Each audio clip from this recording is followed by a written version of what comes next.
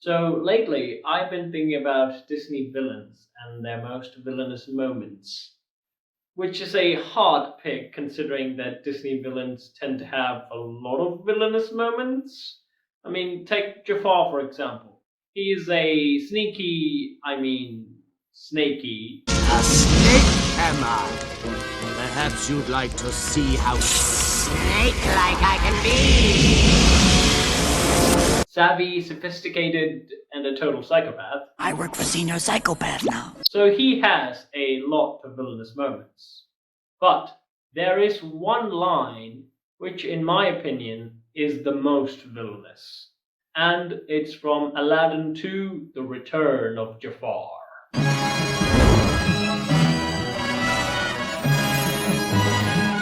So in this, like the title suggests, Jafar returns to exact his revenge on the heroes. And this time, he's an all-powerful genie. The universe is mine to command, to control! Because that's where we left off in the first film. And it was a really stupid thing to throw out that lamb in the middle of the desert, Genie.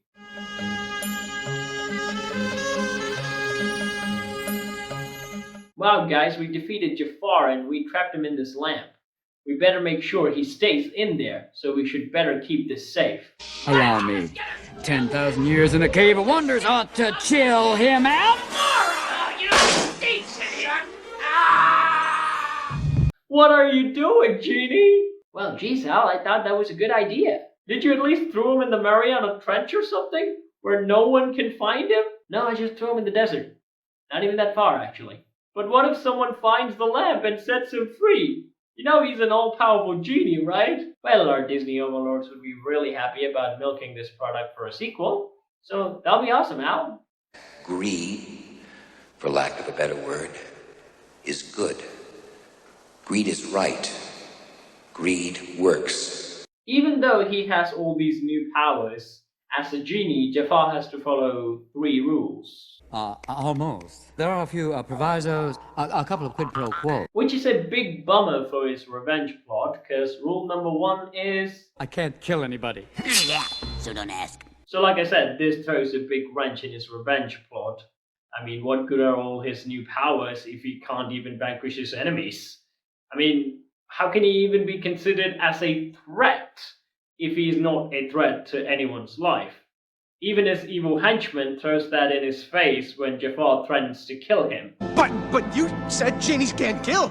You said that. But that's when Jafar hits him with this line. You'd be surprised what you can live through. Just take a moment and analyze what he's saying and what he is implying. And that is straight up torture. All right, start the torture. Oh no, I need those! I need those! Oh God! Oh Jesus God! By nature and by societal upbringing, death is what we're all afraid of. What every living thing is afraid of. Do you fear death? You've no idea. But as humans, with our gifted imagination, can see that with good reason that's not the case. Like Jafar says earlier in this film, There are things so much worse than death. but that is a cliche line said by every other villain. So it wasn't the most villainous. But when he said, You'd be surprised what you can live through. it immediately makes my mind wonder what horrible pain he will inflict on my body without killing me. Ah! What is this? What's happening? Don't touch my spleen! And yeah, that's messed up. And you know, he's exactly the character and exactly the type of world where he would actually do that to you. Family picture. Yes, this is a kid's film, so he doesn't really do physical torture. He kind of does like a psychological torture kind of thing, a convoluted plot against the heroes. But this is still the 90s, so they can imply physical torture. I mean, they almost show it in the first film. Remember, in this world, they will cut your arm off for stealing. Do you know what the penalty is for stealing? No, please. What's even scarier is that the human body can endure a lot of pain without dying. Still, there is a limit.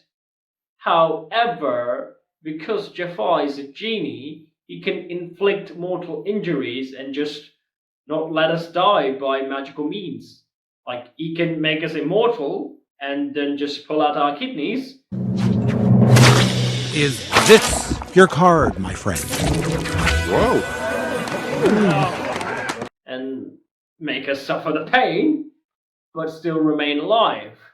Remember, immortality just means you won't die. It doesn't mean you won't experience pain. I mean, ask Wolverine.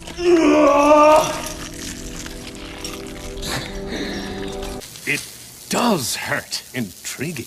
Ask every other character who found out that immortality doesn't mean no pain. Immortality hurts. So sometimes what's scarier is not what is shown, but instead what is subtly implied. So when Jafar said, You'd be surprised what you can live through. it makes your little mind wonder what sort of horrible things that he will do to you. And that is why this is the most villainous moment of Jafar. And by writing standards, this is where Disney went hard. I mean, visually Disney can get hardcore.